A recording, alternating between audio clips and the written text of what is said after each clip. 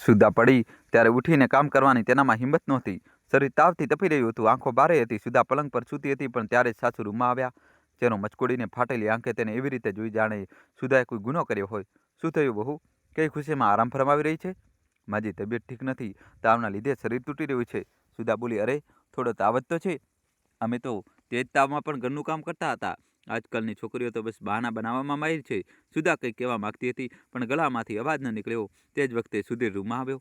તેને એક નજર સુધા પર નાખી અને પછી કંઈ પણ બોલ્યા વગર મોબાઈલ સ્ક્રીન પર નજર પરોવી દીધી. શરીર તૂટી રહ્યું છે, બિલકુલ ઉઠાતું નથી. તાવની દવાથી પણ આરામ નથી મળતો. ડૉક્ટર પાસે લઈ જશો?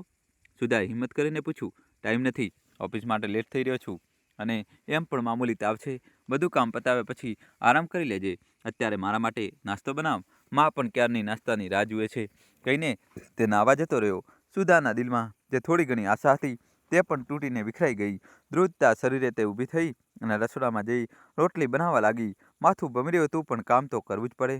દોસ્તો, કહાની છેલ્લા સુધી જોજો ને વિડીયો લાઇક કરી ચેનલ સબસ્ક્રાઇબ કરી દો. આંસુ ખામોશીથી ગાલ પર વહી રહ્યા હતા. તે દિવસ પછી સુધાએ ફરિયાદ કરવાનું છોડી દીધું. ચૂપચાપ બધું કરતી, ઝાડુ, પોતા, રસોઈ, કપડાં, તે બસ એક મશીનની જેમ ચાલતી રહી. ક્યારેક તે થાકીને થોડીવાર બેસતી તો સાસુ અવાજ આપતા અને કોઈને કોઈ કામ બતાવી દેતા. ક્યારેક સુધા તેની મા સાથે ફોન પર વાત કરતી તો બધા તેને એવી નજરે જોતા જાણે તે કોઈ ગુનો કરી રહી હોય. તેનું પોતાનું ઘર હતું, પણ તેમાં તેના માટે કોઈ ખાનગી ખૂણો નહોતો. એક દિવસ જ્યારે સાસુ, નણદ અને સુધીર બહાર કોઈ સંબંધીને ત્યાં ગયા હતા, ત્યારે સુધા એકલી હતી. તેણે તેની માને ફોન કર્યો. તેનું ગળું ભરાઈ આવ્યું. માં, હું થાકી ગઈ છું. અહીં મને કોઈ સમજતું નથી. મારો પોતાનો પતિ પણ મારું સાંભળતો નથી. ફોન પર સામે છેડે માં થોડીવાર ચૂપ રહી, પછી ઊંડો શ્વાસ લઈને બોલી, બેટા, લગ્ન જીવન આસાન નથી હોતું, પણ એક વસ્તુ છે જે પતિ પત્નીને જોડે છે. બાળક, જ્યારે તું માં બનીશ ને ત્યારે બધું બદલાઈ જશે. સુધીરનું મન પણ બદલાશે અને સાસુ નનદ પણ તારી કદર કરશે. માની વાતોમાં પણ દર્દ હતું અને આશા પણ. સુધાને પણ લાગ્યું કે કદાચ માં સાચું કહી રહી છે. બાળક આવશે તો બધું બદલાઈ જશે. લગ્નના 2 વર્ષ પછી સુધાના ખોળામાં દીકરો આવ્યો. ગોપાલનું નિર્દોષ સ્મિત તેની જિંદગીનું એકમાત્ર અજવાળું હતું. તેનો નાનો દીકરો, જેના નાના હાથ અને દૂધ જેવી ત્વચા જોઈને સુધાના મનમાં વહાલ ઉભરાઈ આવતું. તે તેના માટે એક નવી આશા બનીને આવ્યો હતો. સુધાને એ દ્રશ્ય જોવાની રાહ હતી, જ્યારે તેનો પતિ પોતાના સંતાનને છાતીએ લગાડે અને તેનું દિલ માતૃત્વથી ગૌરવથી ભરાઈ જાય. પરંતુ સુધીરે ક્યારેય બાળક પ્રત્યે પ્રેમ ન દર્શાવ્યો. રાત્રે જ્યારે ગોપાલ રડતો, ત્યારે સુધીર ગુસ્સામાં બૂમો પાડતો, તું આને ચૂપ કેમ નથી રાખતી? મારે સવારે ઓફિસ જવાનું હોય છે. સુધા ચૂપચાપ બાળકને ખોળામાં લઈને સુવડાવવાની કોશિશ કરતી. ક્યારેક તો તે આખી રાત જાગતી, પણ સુધીર માટે સુધા અને ગોપાલનું કોઈ મૂલ્ય જ નહોતું. દોસ્તો, કહાની છેલ્લા સુધી જોજો ને ચેનલ સબસ્ક્રાઇબ કરી દો. બીજી બાજુ સાસુ મમતા દેવી ગોપાલના રડવા પર ખીજાઈને બોલતી, બાળક ભલે રડ્યા કરે, પણ આ મહારાણી આરામ ફરમાવતી રહેશે. આનાથી એક બાળક પણ સરખું નથી સંભળાતું. સુધા જવાબ આપવા માંગતી હતી કે તે દિવસ રાત બાળકની સંભાળ અને ઘરના કામમાં લાગેલી રહે છે, પણ તે અંદર ને અંદર ગૂંટાતી રહી. લગ્નના 2 વર્ષ વીતી ગયા હતા, પણ સુધીરે ક્યારેય તેને ખર્ચવા માટે એક રૂપિયો પણ આપ્યો નહોતો. તે જે કમાતો તેનો થોડો ભાગ પોતાની પાસે રાખતો અને બાકી બધું તેની માને સોંપી દેતો. ત્યારે સુધાને કંઈક ખરીદવાની જરૂર પડતી ત્યારે સુધીર ઠંડા કલેજે કહેતો, મા પાસે માંગી લે. સુધાને તેની સાસુ સામે હાથ ફેલાવવો અપમાનજનક લાગતો, પણ બીજો કોઈ રસ્તો નહોતો. મમતા દેવી પૈસા આપતા પહેલા 100 સવાલ કરતા, આટલા પૈસા કેમ જોઈએ છે? શું ખરીદવાની છે? સુધાને લાગતું કે તે કોઈ ભિખારી હોય. ધીરે ધીરે તેને પૈસા માંગવાનું જ છોડી દીધું. ગોપાલ માટે જરૂરી વસ્તુઓ અને કપડાં સુધાના પિયર પક્ષ તરફથી જ આવ્યા હતા, પણ તે ઈચ્છતી હતી કે સુધીર પ્રેમથી તેના દીકરા માટે કંઈક ખરીદીને લાવે. પણ સુધીર તો આજે પણ તેના બાળક માટે એક નાનું રમકડું પણ લાવ્યો નહોતો. એક દિવસ જ્યારે ગોપાલ બીમાર પડ્યો, ત્યારે સુધા ગભરાઈ ગઈ હતી. બાળકને ડૉક્ટર પાસે લઈ જવો હતો. સુધીરે પહેલાં જ સમય નથી કહીને જવાની ના પાડી દીધી હતી, પણ સુધા પાસે એક પણ રૂપિયો નહોતો. તેને હિંમત કરીને સુધીરને કહ્યું, ગોપાલને ડૉક્ટર પાસે હું લઈ જાઉં છું, બસ દવા માટે થોડા પૈસા આપી દો. સુધીરે મોબાઈલ પરથી નજર હટાવ્યા વગર કહ્યું, મા પાસે લે ને, ઘરનો બધો ખર્ચ એ જ તો જુએ છે. ખર્ચ માટે થોડા પૈસા તમે મને પણ આપી શકો છો ને? ક્યાં સુધી હું માજી પાસે પૈસા માગતી રહીશ? સુધાએ કહ્યું, દલીલ ના કર, જે કહ્યું છે તે જ કર. સુધાનું ગળું ભરાઈ આવ્યું. તે ઊભી થઈ, ગોપાલને સંભાળ્યો અને ખચકાતા સાસુ પાસે પહોંચી. પણ સાસુએ મહેણું મારતા કહ્યું, પહેલાં તો બાળકની દરકાર ન રાખી, અને હવે જ્યારે તે બીમાર પડ્યો ત્યારે દવા માટે પૈસા જોઈએ છે? પહેલાં હિસાબ આપ. ગયા પૈસાનું શું કર્યું? 1 અઠવાડિયા પહેલાં જ તું મારી પાસેથી 100 રૂપિયા લઈ ગઈ હતી, પણ તે તો ફક્ત 100 રૂપિયા હતા માજી. આટલી મોંઘવારી છે, સારું 100 રૂપિયા ઓછા હોય છે? કહેતા સાસુએ પોતાની કબાટમાંથી 100ની એક નોટ કાઢી અને સુધાને આપતા કહ્યું, હવે બીજા પૈસા નહીં મળે. આમાં જ ચલાવજે. સુધા રડમશ થઈ ગઈ તે ચૂપચાપ પાછી આવી ગઈ. પેટના દુખાવા અને તાવની ગોપાલ બેહાલ હતો. તેના ખોળામાં લઈને સુધા પણ લાચાર થઈને ધ્રુસકે રડવા લાગી. મમતા દેવીએ 100ની નોટ આપીને તેનું અપમાન જ કર્યું હતું, પણ સુધા ચૂપચાપ બેસી રહેવાની નહોતી. ગોપાલના શ્વાસ ઝડપથી ચાલતા હતા અને એક મા માટે તેના બાળકની જિંદગીથી વધીને કંઈ નહોતું. રૂમમાં આવીને તેને કબાટ ખોલ્યો અને પેલા નાના લોકરને ફંફોળ્યું. તેમાંથી એક સોનાની વીંટી કાઢી જે તેના લગ્ન વખતે તેની માએ આપી હતી. એટલામાં ગોપાલ ફરી રડવા લાગ્યો. ના બેટા, રડ નહીં, તું જલ્દી ઠીક થઈ જઈશ. તેને ગોપાલના કપાળ પર ચુંબન કર્યું અને તેને તેડીને ઘરની બહાર નીકળી પડી. સુધા ઝડપભેર સોનીની દુકાન તરફ વળી. રસ્તામાં તડકો બાળકને વધુ બેચેન કરી રહ્યો હતો. સોનીએ વીંટી તપાસી અને કહ્યું, 5,000 રૂપિયા મળશે. સુધા એક પળ માટે ખચકાઈ, પણ ગોપાલની હાલતે તેને નિર્ણય લેવા મજબૂર કરી. પૈસા લઈને તે સીધી ડૉક્ટર પાસે પહોંચી. ડૉક્ટરે ગોપાલને તપાસ્યો, કેટલાક ટેસ્ટ કરાવ્યા. સાંજે દવા લઈને તે ઘરે પાછી આવી. આખી રાત તે ગોપાલ પાસે બેસી રહી, તેના કપાળ પર પાણીના પોતા મૂકતી રહી. સવાર થતાં સુધીમાં ગોપાલનો તાવ ઓછો થયો અને તેના સ્મિતે સુધાના દિલને શાંતિ આપી. સમય વીતતો ગયો અને ગોપાલ 1 વર્ષનો થયો. હવે નણંદ રેખાના લગ્નની તૈયારીઓ ચાલી રહી હતી. મમતા દેવીએ પોતાની દીકરી માટે કોઈ કમી નહોતી રાખી. મોંઘા ઘરેણાં, શાનદાર કપડાં અને લગ્નનો દરેક ખર્ચ. સુધાને આ જોઈને દુઃખ થતું કે જે ઘરમાં તેના દીકરાની દવાના 500 રૂપિયા પણ ભારે પડતા હતા, ત્યાં રેખાના લગ્નમાં લાખો રૂપિયા પાણીની જેમ વહાવવામાં આવી રહ્યા હતા. રેખાના લગ્નની તૈયારીઓએ ઘરને રોનકથી ભરી દીધું હતું.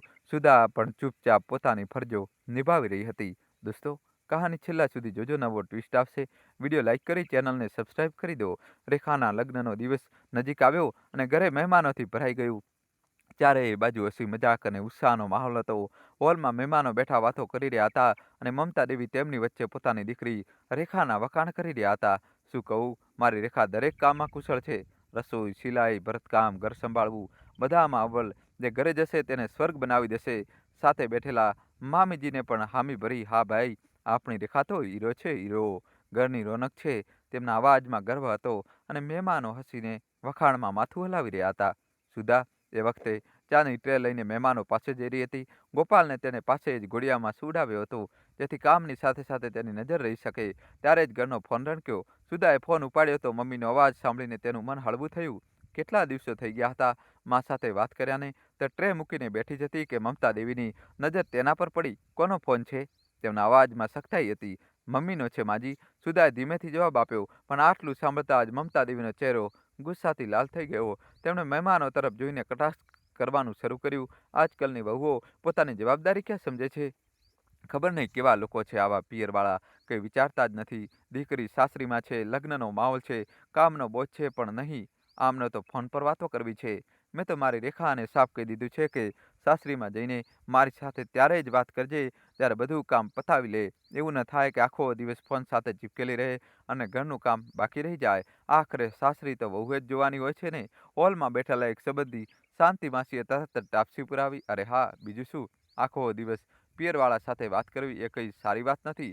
આજકાલ તો પિયરવાળા દીકરીના સાસરામાં દાખલ કરવા તૈયાર જ બેઠા હોય છે. તેમની વાત સાંભળીને બીજા મહેમાનો પણ હસવા લાગ્યા. બધાની વચ્ચે સુધા એક મજાક બનીને રહી ગઈ. સુધાની આંખો ભરાઈ આવી. તેને ફોન પર ધીમેથી કહ્યું, મમ્મી, હું તમારી સાથે પછી વાત કરું છું. બીજી બાજુથી તેની માતાનો વહાલભર્યો અવાજ આવ્યો, ઠીક છે બેટા, જ્યારે તમે સમય મળે ત્યારે ફોન કરજે. તારી સાથે વાત કર્યાને ઘણા દિવસો થઈ ગયા. સુધા ઊભી થઈ અને રસોડા તરફ વધી. રેખાના લગ્ન જેમ તેમ પતી ગયા અને સુધાએ રાહતનો શ્વાસ લીધો. ઓછામાં ઓછું હવે તેની ચુગલી કરવામાં મમતા દેવીની જોડીદાર તો ઘરની બહાર ગઈ હતી, પરંતુ મમતા દેવી ક્યાં રોકાય તેમ હતા. તેમની જીભની ધાર સુધા માટે પહેલાં જેવી જ તેજ હતી. બસ હવે તેમનું નિશાન બદલાઈ ગયું હતું. લગ્નના 1 અઠવાડિયા પછી સુધા મમતા દેવીના રૂમ પાસેથી પસાર થઈ રહી હતી. તે ગોપાલ માટે નવશેકું પાણી લેવા જઈ રહી હતી ત્યારે તેને જોરથી શ્વાસ લેવાનો અવાજ સંભળાયો.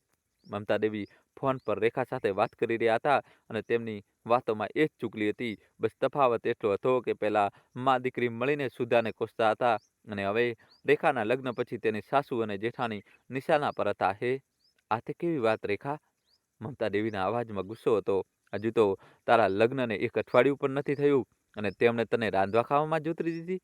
હાય મારી ફૂલ જેવી બચ્ચી, અત્યારે તો તારો હરવા ફરવાનો સમય હતો. હજી તો હાથની મહેંદી પણ નથી ઉતરી અને કામ પર લગાડી દીધી. જેટલા જાલિમ લોકો છે તારા સાસરીવાળા. સુદાના ડગલા થંભી ગયા. તેના ચહેરા પર એક કડવું ક્રોધભર્યું સ્મિત આવ્યું. મન જ મન તે ગણગણી, કેવા બેવડા ધોરણો છે આમના. મને તો લગ્નના બીજા દિવસે રસોડામાં ઊભી કરી દીધી હતી. શું હું ફૂલ જેવી કોમળ નહોતી? તેને રેખાના લગ્નનો સમય યાદ આવ્યો કે કેવી રીતે સાસુમાએ મહેમાનો સામે ગર્વથી કહ્યું હતું કે તેઓ પોતાની દીકરીના સાસરામાં દખલ નહીં આપે, અને રેખાને પણ સાસરી પહેલાં કામ કરવાની સલાહ આપી હતી. પરંતુ હવે એ જ મમતા દેવી આખો દિવસ ફોન પર રેખા સાથે વાત કરતા, ક્યારેક સુધાની ચુગલી કરતા, તો ક્યારેક રેખાના સાસરીવાળાની. લગ્ન પછી પણ રેખા પિયર આવીને ઘણા દિવસો રોકાઈ જતી. દરેક વખતે તે પોતાના સાસુ અને જેઠાણીની ફરિયાદોનું પોટલું ખોલીને બેસતી, અને મમતા દેવી તેમાં મસાલો ઉમેરતા. પરંતુ સુધાને બોલવાનો હક પહેલાં પણ નહોતો, અને અત્યારે પણ નહીં. તે ચૂપચાપ પોતાના કામમાં લાગેલી રહેતી, કારણ કે તેનું એકમાત્ર હેતુ તેના પુત્ર ગોપાલને સારું જીવન આપવાનો હતો. ગોપાલ હવે મોટો થઈ રહ્યો હતો. સુધા ઈચ્છતી હતી કે ગોપાલને સારું શિક્ષણ મળે અને તે એક કાબેલ માણસ બને. એક સાંજે જ્યારે સુધીર અને મમતા દેવી હોલમાં બેઠા હતા, ત્યારે સુધાએ ગોપાલને સ્કૂલે મોકલવાની વાત છેડી. હજુ તો નવું સત્ર શરૂ થવામાં પૂરા 3 મહિના બાકી છે. અત્યારથી સ્કૂલની વાત લઈને બેસી ગઈ તું. સુધીરે કહ્યું, હું ગોપાલને ઇંગ્લિશ મીડિયમ સ્કૂલમાં દાખલ કરવા માંગુ છું. કોન્વેન્ટ સ્કૂલમાં એડમિશન માટે 3 મહિના પહેલાં ફોર્મ ભરવું પડે છે. તમે ત્યાં જઈને ફોર્મ લઈ આવો તો. સુધાએ કહ્યું. મમતા દેવીએ તરત જ ભ્રમરો ચડાવી, આટલા નાના બાળકને ક્યાં દૂર મોકલવાની શું જરૂર છે? અમારા સમયમાં તો બાળકો આસપાસની સરકારી શાળાઓમાં જ ભણતા હતા. દોસ્તો, કહાની છેલ્લા સુધી જોજો, નવો ટ્વિસ્ટ આવશે. વિડીયો લાઇક કરીને જલ્દીથી ચેનલ સબસ્ક્રાઇબ કરી દો. સુધીરે પણ તેની માતાનો પક્ષ લીધો. હા માં, સાચું કહી રહી છે, કોઈ જરૂર નથી મોટી સ્કૂલમાં મોકલવાની. સુધાએ પોતાની વાત પર ભાર મૂક્યો. તમે મારી વાત સમજતા નથી. જો બાળકનું ભવિષ્ય સુધારવું હોય તો તેને સારી ઇંગ્લિશ મીડિયમ સ્કૂલમાં ભણાવવો પડશે. બસ બસ, કોઈ જરૂર નથી આવા નખરા કરવાની. બોલે છે તો એવી રીતે જાણે આ બધામાં કોઈ ખર્ચ નહીં થાય. સાસુમાએ કહ્યું. ત્યારે સુધા બોલી, માજી, ખર્ચની ચિંતા ના કરો, હું નોકરી કરી લઈશ. આ સાંભળતા જ સુધીર ભડકી ઉઠ્યો. અચ્છા, હવે તું નોકરી કરવા જઈશ? પછી ઘરનું કામ કોણ કરશે? અરે, આને તો બસ કામમાંથી બચવાના બહાના જોઈએ છે. આ તો સારું છે વહુ રાણી, બહાર ફરે ફરે અને સાસુ ઘરમાં રોટલી ટીપે. પરંતુ ગોપાલનું ભણતર, તેનું ભવિષ્ય? સુધાએ હિંમત ભેગી કરીને પોતાની વાત રાખી, પણ તેની દરેક કોશિશને સુધીરે પોતાના ગુસ્સાની આગમાં બાળી નાખી. બસ હવે બીજી કોઈ દલીલ નહીં થાય. ચૂપચાપ ઘરમાં બેસી રહો, મોટી આવી નોકરી કરવાવાળી. તેનો કડાક અવાજ હોલમાં ગુંજ્યો અને પગ પછાડતો તે બહાર નીકળી ગયો. સુધા ત્યાં જ ઊભી રહી ગઈ. તે સમજી ગઈ હતી કે તેની જિંદગી કદાચ હંમેશા આ સાસરીની 4 દિવાલોની કેદમાં રહેશે, જ્યાં તેને મન મારીને પોતાની મરજી વિરુદ્ધ જીવવું પડશે. પરંતુ પોતાના બાળકના બાબતે તે સમાધાન કરવા માંગતી નહોતી. તેથી બીજા દિવસે શાકભાજી ખરીદવાના બહાને તે ચૂપચાપ સ્કૂલે ગઈ અને ફોર્મ ભરી દીધું. થોડા દિવસો પછી સુધીરે પિયર જવાની તક મળી. સાસરીમાંથી રજા લઈને પિયર જવું એ પણ કોઈ જંગ જીતવા જેવું હતું. માંડ માંડ 2 દિવસ પિયર જવાની પરવાનગી મળી હતી. માતા પિતાને મળીને તેનું મન હળવું થયું. તેમના પ્રેમ અને ઊંફે તેને થોડી ક્ષણો માટે આઝાદીનો અહેસાસ કરાવ્યો. પરંતુ અસલી શાંતિ ત્યારે મળી જ્યારે તે પોતાની બાળપણની બહેનપણી સીમાને મળવા ગઈ. સીમાનું પિયર સુધાના ઘરની પાસે જ હતું, અને તે ઉનાળાની રજાઓ ગાળવા આવી હતી. બંને સખીઓ સાથે બેસીને જૂની યાદો તાજી કરવા લાગી. સ્કૂલના દિવસો, ગલીઓમાં દોડવું, સંતાકૂકડી રમવી, દરેક વાત પર બંને હસી હસીને લોટપોટ થઈ રહી હતી. સુધાનું મન હળવું થઈ રહ્યું હતું, જાણે તે ફરીથી એ જ બેફિકર છોકરી બની ગઈ હોય. પરંતુ દિલના ઊંડાણમાં એક અહેસાસ હતો કે આ આઝાદીની ક્ષણ ભંગુર છે. કેદી આખરે કેદમાં પાછા જવું જ પડશે. આ વિચારતા જ તેનો ચહેરો ઉદાસ થઈ ગયો. સીમાએ તેની ઉદાસી પારખી લીધી. શું વાત છે સુધા, તું આટલી ચૂપચાપ કેમ છે? સુધાએ હળવા સ્મિત સાથે ટાળવાની કોશિશ કરી, પણ સીમાએ જીદ પકડી. કહે ને, પોતાની બહેનપણીથી શું છુપાવવાનું? આખરે સુધાનું મન ભરાઈ આવ્યું. તેને પોતાની બધી વ્યથા કહી દીધી, અને પછી રડતા રડતા બોલી, જો હું પોતે કમાતી હોત તો ઓછામાં ઓછું મારા બાળકનું જીવન તો સુધારી શકત. સીમા હસી અને બોલી, તો બહાર કેમ જવું છે? એ ઘરમાં રહીને જ બાળકોને ટ્યુશન ભણાવ. તને ભણાવવાનો સારો અનુભવ છે. હિન્દી, ગણિત, અંગ્રેજી બધા વિષયોમાં તું અવ્વલ નંબર આવતી. પણ ઘરની બહાર પણ નહીં જવું પડે, અને બાળકની દેખરેખ પણ થઈ જશે. રાધાએ ઉદાસ સ્વરમાં જવાબ આપ્યો. હા, વાત તો સાચી છે, પણ જો સાસરીવાળાએ આમાં પણ વાંધો ઉઠાવ્યો તો? ઘરના લોકો તો નાની નાની વાતમાં ધમાલ મચાવે છે. સીમાએ તેનો હાથ પકડ્યો. જો તું આટલી વિચારતી રહીશ તો કંઈ નહીં કરી શકે સુધા. દોસ્તો, કહાની છેલ્લા સુધી જોજો, નવો ટ્વિસ્ટ આવશે. જલ્દીથી ચેનલ સબસ્ક્રાઇબ કરી દો. ડરીને જીવવાનું છોડી દે. જો તારા બાળકનું ભવિષ્ય સુધારવું હોય તો પહેલાં તારે પોતે ઊભું થવું પડશે. કોઈની પાસે આશા ન રાખ. સુદાની આંખોમાં એક ચમક આવી, પણ બીજી ક્ષણે તે બોલી, પણ જો સફળતા ના મળી તો? મને તો કંઈ ખબર નથી. સીમાએ હસતા હસતા કહ્યું, સુધા, તું શરૂઆત તો કર. સફળતા પણ એ જ લોકોને મળે છે જેઓ કોશિશ કરે છે.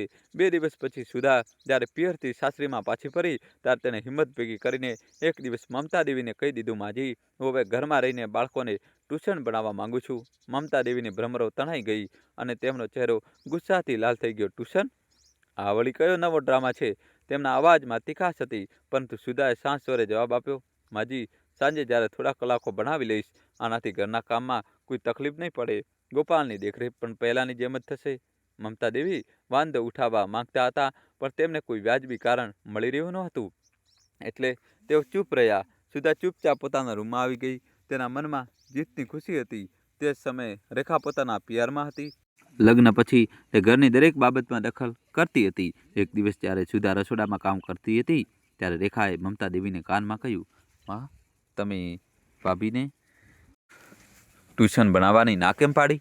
જો તેના હાથમાં પૈસા આવી ગયા તો તે પોતાની મરજીથી ચાલશે, પછી તમારું એક પણ નહીં ચાલે. મમતા દેવીએ ચતુરાઈ ભર્યા લેખામાં જવાબ આપ્યો, અરે, મેં કઈ કાચી ગોળીઓ નથી રમી. ઘરનું દરેક કામ આની પાસે જ કરાવીશ. સાંજ સુધીમાં તો તે થાકીને લોથપોથ થઈ જશે. 1 મહિનામાં જ પૈસા કમાવાનું ભૂત તેના માથેથી ઉતરી જશે. મમતા દેવીએ પોતાની રણનીતિ બનાવી લીધી હતી. પહેલાં તેઓ શાક સુધારવું, કપડાં સંકેલવા જેવા નાના મોટા કામ કરી લેતા હતા, પરંતુ હવે તેમણે બધા કામમાંથી હાથ ખેંચી લીધા. સુધાને સવારથી સાંજ સુધી રસોડાથી લઈને ઘરની સફાઈ સુધી બધું જ એકલા કરવું પડતું. સાંજે 2 કલાક ભણાવતી અને ફરીથી રસોડામાં જોડાઈ જતી. તે આનું કારણ બરાબર સમજી રહી હતી. સાસુ તેને એટલી થકવી દેવા માંગતા હતા કે તે ટ્યુશન છોડી દે, પરંતુ સુધાએ હાર ન માની. તે જીવ લગાવીને મહેનત કરતી હતી.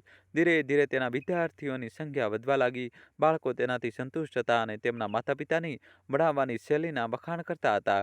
1 મહિના પછી જ્યારે સુધા પાસે પહેલીવાર ટ્યુશનની ફી આવી ત્યારે તેની આંખો ખુશીથી ચમકી ઉઠી.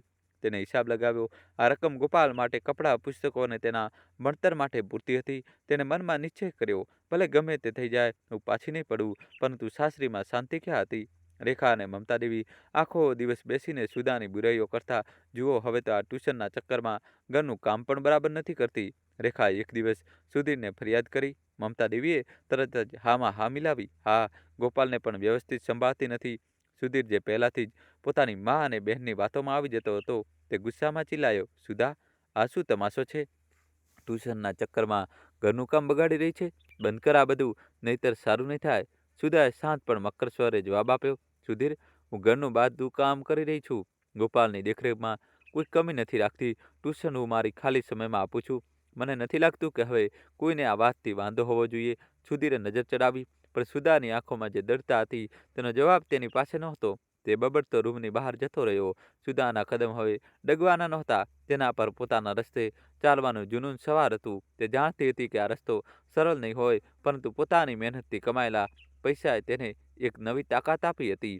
થોડા દિવસો વીત્યા. સુધાએ જે સ્કૂલમાં ગોપાલના દાખલા માટે ફોર્મ ભર્યું હતું ત્યાં પ્રવેશનો સમય આવી ગયો હતો.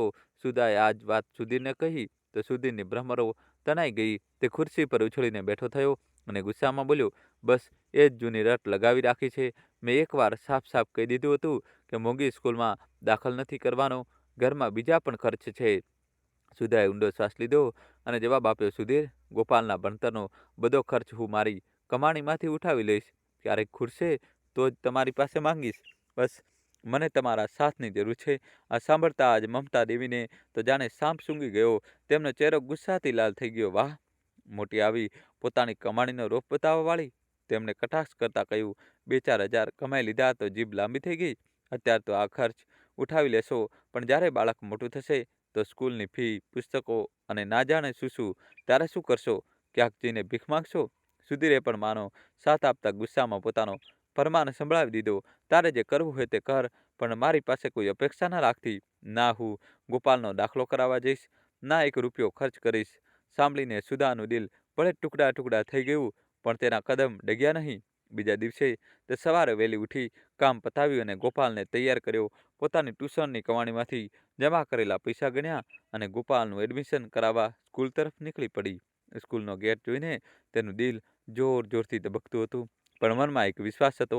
તેણે ગોપાલનો દાખલો કરાવ્યો અને પહેલી ફી પોતાની કમાણીમાંથી ભરી. જ્યારે તે ગોપાલને લઈને ઘરે પાછી ફરી ત્યારે તેના ચહેરા પર એક સ્મિત હતું. ગોપાલના સ્કૂલે ગયા પછી સુધા પાસે દિવસમાં થોડો વધુ ખાલી સમય રહેવા લાગ્યો. તે સવારે તેને સ્કૂલે મૂકી આવતી, જલ્દી ઘરનું કામ પતાવતી, રસોઈ બનાવતી, કપડાં ધોવા, ઘરની સફાઈ અને પછી પોતાના ક્લાસીસ પર ધ્યાન આપતી. તેની મહેનત રંગ લાવી રહી હતી. તેના વિદ્યાર્થીઓની સંખ્યા વધી રહી હતી અને તેની કમાણી હવે ગોપાલના ભણતર અને તેની નાની મોટી જરૂરિયાતો પૂરી કરવા માટે પૂરતી હતી. પરંતુ સાસરીનું વાતાવરણ એ જ હતું. સુધીરને ના તો સુધાની મહેનતથી કોઈ ફેર પડતો હતો, ના જ ગોપાલની જરૂરિયાતોથી.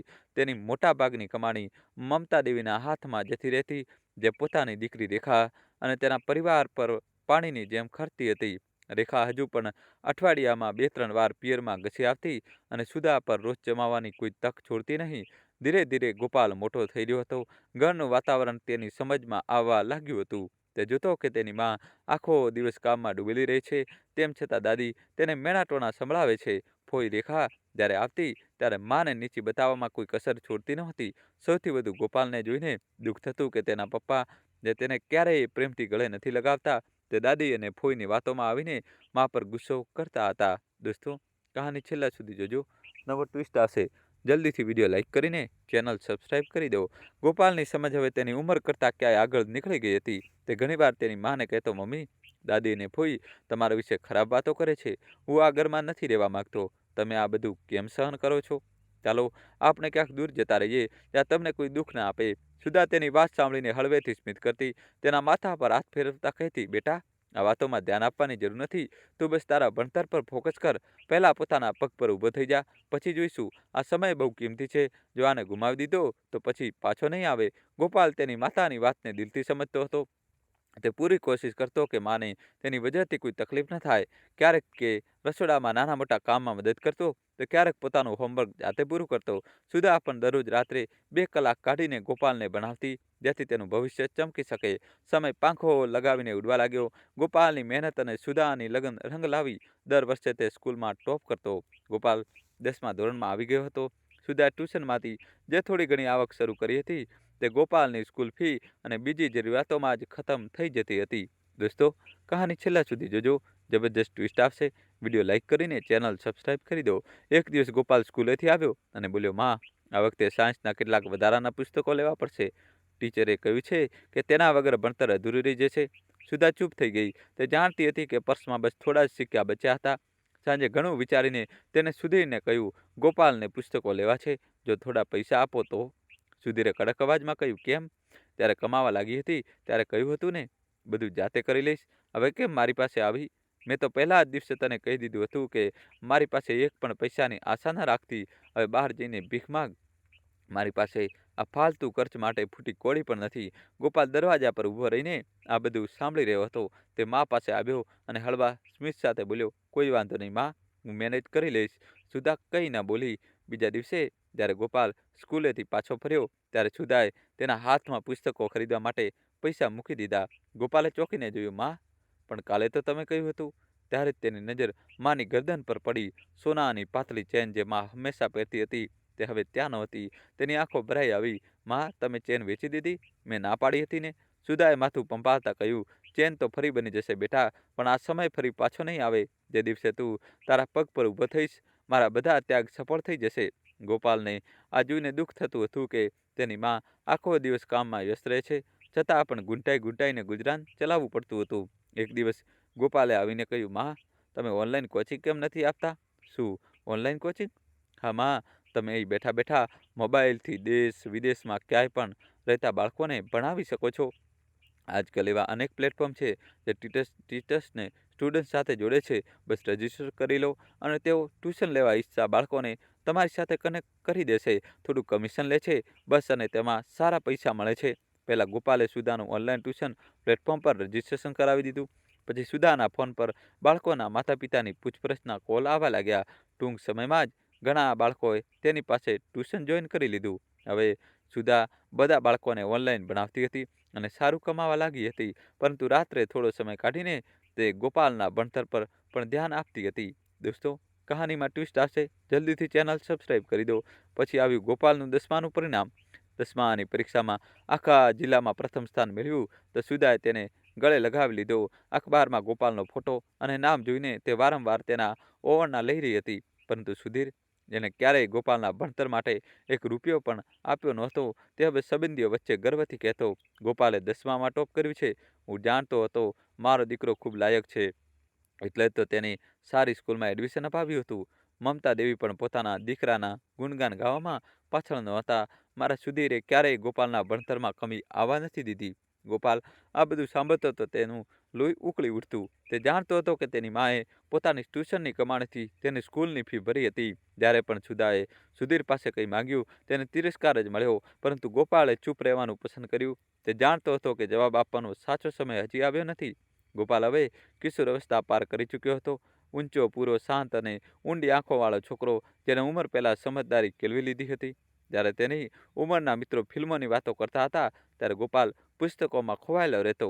માનો સંઘર્ષ જોઈને તેનામાં એક જીદ જન્મી હતી, કંઈક બનીને બતાવવાની. ગોપાલે સારા માર્ક્સ સાથે ગ્રેજ્યુએશન પૂરું કર્યું.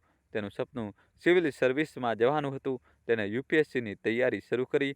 પોતાની રીતે પૂરી કોશિશ કરી, પણ સફળતા ન મળી. એક ક્ષણ માટે તેનું મન ડગમગી ગયું. તે ખરાબ રીતે નિરાશ થઈ ગયો હતો. સુધાએ તેને કસીને ગળે લગાડ્યો. હારથી ડરીશ નહીં બેટા, આ તો બસ અડચણો છે. મારો દીકરો છે તું, રોકાશ નહીં. ગોપાલે ફરી તૈયારી શરૂ કરી. આ વખતે તેને દિવસ રાત એક કરી દીધા. મોબાઈલ વાપરતો તો ફક્ત ભણવા માટે. મિત્રોથી દૂર થઈ ગયો. બહારની દુનિયાથી કપાઈને બસ એક જ લક્ષ્ય મગજમાં બેસાડી લીધું હતું. અને પછી એ દિવસ પણ આવ્યો. ગોપાલનું નામ યુપીએસસી ટોપરની લિસ્ટમાં છવાઈ ગયું. ક્ષણભર માટે સુધાના શ્વાસ થંભી ગયા. એકાએક આંખો બંધ કરી અને હાથ જોડી મનોમન બોલી, હે ભગવાન, તારો લાખ લાખ શુક્ર છે. સુધીરે તરત જ સોશિયલ મીડિયા પર સ્ટેટસ મૂક્યું, અમારા પરિવારનું ગૌરવ, મારો દીકરો ગોપાલ આઈએએસ ઓફિસર બનીને મારું નામ રોશન કરશે. સંબંધીઓના ફોન રોકાવાનું નામ નહોતા લેતા. કેટલાક તો ઘરે વધામણી આપવા પોતે જ આવી ગયા. સુધીર એક ખુરશી પર એવી રીતે બેઠો હતો જાણે કોઈ પદ્મશ્રી પુરસ્કારનો વિજેતા હોય. મેં તો તેનો પાયો નાખ્યો હતો. નાનો હતો ત્યારથી મેં આના વિશે વિચારવાનું શરૂ કરી દીધું હતું. આખો દિવસ મારી નોકરીમાં ઘસાતો હતો, પણ મજાલ છે કે દીકરાના ભણતરમાં કોઈ કમી અથવા આવવા દીધી. તેની બદૌલત આજે તે આ મુકામ પર પહોંચ્યો છે. આ વાક્ય તેના મોઢાથી દર 2 મિનિટે નીકળતું. મમતા દેવી પણ પોતાની આંખો ભીની કરવાનું નાટક કરી રહી હતી. અમારા ઘરનું નામ રોશન કર્યું છે, અને પણ કોઈ જુએ તો ખરું એના પિતાનો ત્યાગ, કેટલો ખર્ચ કર્યો આ છોકરાના ભણતર પાછળ. આખું જીવન હોમી દીધું દીકરા માટે. સામે ઊભેલો ગોપાલ ચૂપચાપ બધું સાંભળી રહ્યો હતો. તેની અંદર ક્રોધની અગ્નિ સળગી રહી હતી, અને અંતે તે ગુસ્સામાં ફાટી પડ્યો. બસ કરો પપ્પા. ઘરમાં સન્નાટો છવાઈ ગયો. દોસ્તો, જલ્દીથી વિડીયો લાઇક કરી ચેનલ સબસ્ક્રાઈબ કરી ગયો. મારા માટે તમે શું કર્યું છે? મારી સ્કૂલની ફીથી લઈને પુસ્તકો સુધી બધું મમ્મીએ પોતાની કમાણીથી કર્યું. તમે તો ક્યારેય મારી તરફ જોયું પણ નથી. મારા પુસ્તકો, મારી નાની નાની જરૂરિયાતો બધું માએ પોતાના લોહી પરસેવાની કમાણીથી પૂરું કર્યું. તમને તો એ પણ નહોતી ખબર કે મારી પરીક્ષા ક્યારે છે. તમે પોતાને મારા પિતા કહો છો. ત્યારે આજ સુધી મને પ્રેમથી ગળે લગાડ્યો, અને એક મારી માં છે, જેને મને સફળતાના શિખર સુધી પહોંચાડવા માટે દિવસ રાત એક કરી દીધા. છતાં દાદી અને ફોઈએ માને હંમેશા અપમાનિત કરી. તમે ત્યારે પણ ખામોશ રહ્યા. બધાની આંખો આશ્ચર્યથી ફાટી રહી. ગોપાલ તેની માં તરફ વળ્યો. માં, આ બધું તમારી મહેનતનું ફળ છે. તમે મને એક કાબિલ માણસ બનાવ્યો. દરેક મુસીબત, દરેક પરેશાનીમાં સાથ આપ્યો. તમે ન હોત તો હું કંઈ ન હોત. સુધાની આંખોમાંથી આંસુ વહેવા લાગ્યા. સુધીરે તમતમતા અવાજે કહ્યું, વાહ, મારા જ ટુકડા પર પડીને આજે મને જ સંભળાવી રહ્યો છે. મમતા દેવી પણ ગરજી ઉઠી. બધું આનું માનું જ શીખવેલું છે. દિવસ રાત અમારા વિરુદ્ધ આને ભડકાવતી રહી. આ તો એક દિવસ થવાનું જ હતું. ગોપાલનો ગુસ્સો હવે મર્યાદા પાર કરી ચૂક્યો હતો. તેણે હાથ ઉઠાવી સખત સ્વરમાં કહ્યું, બસ મારી મા વિરુદ્ધ એક શબ્દ પણ નહીં. તમે બધાએ એમની જિંદગી નર્ક બનાવી દીધી, પણ મારી માએ આજ સુધી પોતાની જીભેથી એક શબ્દ નથી કાઢ્યો. બસ હવે વધુ નહીં. તે સુધા તરફ વળ્યો. તેના અવાજમાં પ્રેમ અને મક્કમતા હતી. મમ્મી, તમે બહુ સહન કરી લીધું. હવે હું તમને આ ઘરમાં એક ક્ષણ પણ નહીં રહેવા દઉં. મારી સાથે ચાલો. મમતા દેવી પોતાની જૂની કટાક્ષભરી શૈલીમાં બોલી, હા હા, લઈ જા તારી માને. અમને કોઈ જરૂર નથી આની. સુધીર પણ ચહેરા પર ગુસ્સો લાવી સુધા તરફ જોઈ રહ્યો હતો. તેને લાગ્યું હતું કે સુધા હમણાં તેના દીકરા વતી હાથ જોડીને માફી માગશે. પરંતુ સુધા, જે 27 વર્ષથી આ ઘરને સાંકળોમાં જકડાયેલી હતી, હવે થાકી ગઈ હતી. તિરસ્કાર ભર્યું જીવન, મહેના અને અપમાન તેને ખોખલી કરી ચૂક્યું હતું. તેનો આત્મવિશ્વાસથી ભરેલો નજરે ઘરના દરેક ચહેરાને જોયા પછી ગોપાલ તરફ જોતા બોલી, ઠીક છે બેટા, હું તારી સાથે ચાલવા તૈયાર છું. દોસ્તો જલ્દીથી વિડીયો લાઇક કરી ચેનલ સબસ્ક્રાઈબ કરી દો. આ સાંભળી સુધીરના શરીરમાં જાણે વીજળી દોડી ગઈ. તે હેરાન હતો. શું આ એ જ સુધા હતી જે વર્ષોથી તેના રોફ નીચે દબાતી આવી હતી, તે ચૂપચાપ બધું સાંભળતી હતી અને ક્યારે જવાબ આપતી ન હતી? સુધાએ પોતાનો બેગ પેક કર્યો. ગોપાલે તેનો હાથ પકડ્યો અને બંનેએ ઘરનો ઉંબરો ઓળંગવા લાગ્યા. એક ક્ષણે સુધાનું દિલ જોરથી ધડકી રહ્યું હતું, પણ તેને પાછળ વળીને જોયું નહીં. ઉંબરો ઓળંગતા જ તેને લાગ્યું જાણે તે 27 વર્ષની કેદમાંથી આઝાદ થઈ ગઈ હોય. પરંતુ હવે સુધીરને પોતાનું ઘર ખાલી ખાલી લાગવા માંડ્યું હતું. પોતાના રૂમમાં એકલો બેસી તે આંસુ વહાવી રહ્યો હતો. મમતા દેવી જે પોતાના જીવનની 80 વતન જોઈ ચૂક્યા હતા, ઘરનું કામ કરવાના અસમર્થ હતા, તેમની દીકરી રેખા જે છેલ્લા કેટલાક દિવસોથી પિયરમાં હતી, તેને કચવાતા મને રાતનું જમવાનું બનાવ્યું, પણ સાથે જ તોછડાઈથી બોલી ઉઠી, જો મારે જમવાનું બનાવવું જ હોય તો મારા સાસરે રહીને કેમ નહીં? હું કાલે સવારે પાછી મારા સાસરે જતી રહીશ. મમતા દેવીને પહેલીવાર અહેસાસ થયો કે સુધા ફક્ત વહુ નહોતી, તે આ ઘરની કરોડરજ્જુ હતી, જેને તેમણે પોતે જ તોડી નાખી હતી. તેમના પોતાના સ્વભાવને કારણે તેમનું આખું ઘર વેરવિખેર થઈ ગયું હતું. પોતાની વહુના જીવનમાં કાંટા બિછાવવામાં તેમણે કોઈ કસર બાકી નહોતી રાખી. પણ આજે જ્યારે બધું બરબાદ થઈ ગયું હતું, ત્યારે જઈને તેમને સમજાયું કે તે કાંટા ખરેખર તેઓ પોતાના બળપણ માટે વાવી રહ્યા હતા. દોસ્તો, કહાની કેવી લાગી કોમેન્ટ્સમાં જણાવો. ને કોમેન્ટ્સમાં જય શ્રી કૃષ્ણ તમારે લખવું જ પડશે. જલ્દીથી કોમેન્ટમાં જય શ્રી કૃષ્ણ લખી દો. વિડીયો લાઇક કરીને ચેનલ સબસ્ક્રાઈબ કરી દો. ખૂબ ખૂબ ધન્યવાદ. દિલથી આભાર.